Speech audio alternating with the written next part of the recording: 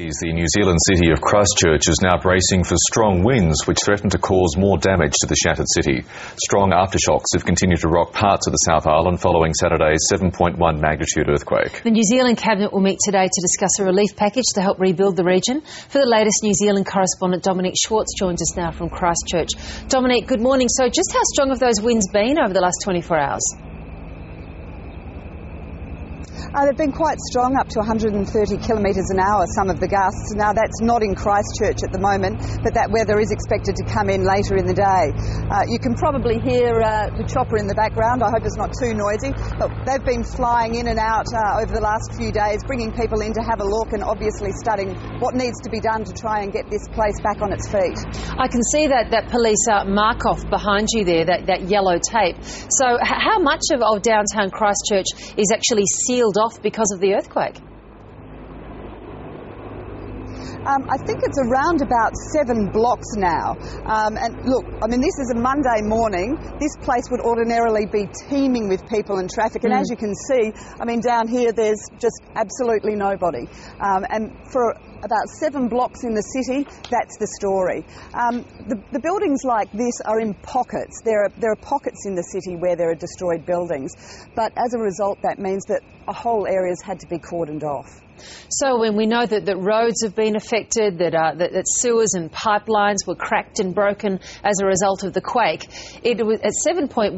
That's a really very large and significant quake for an area that wouldn't be expecting an earthquake anytime soon.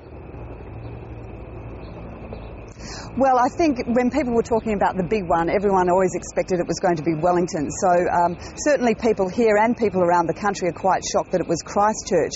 And you're right, 7.1 is huge. In fact, some of the earthquake experts were quick to point out that was the magnitude of the earthquake which devastated Haiti.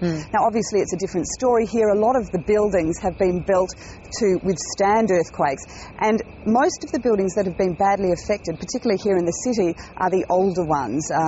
So they're the ones that have really suffered the most. So what's clean-up operation is underway at the moment, Dominique? Has that swung into action?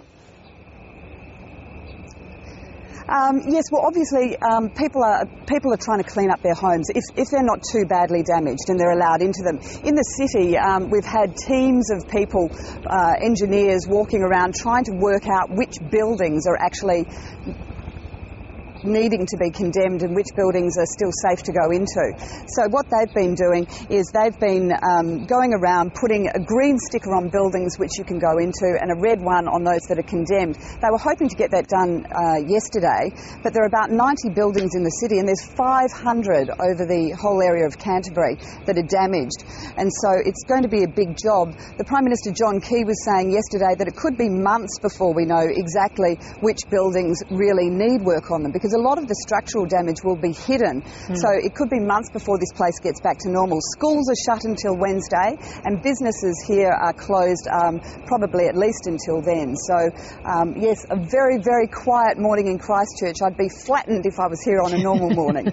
Good to see that you're not. Just finally, Dominique, before we leave you, we reported earlier that the Cabinet will be meeting today to nut out some sort of emergency package and emergency funds for Christchurch. So that'll be a significant meeting too.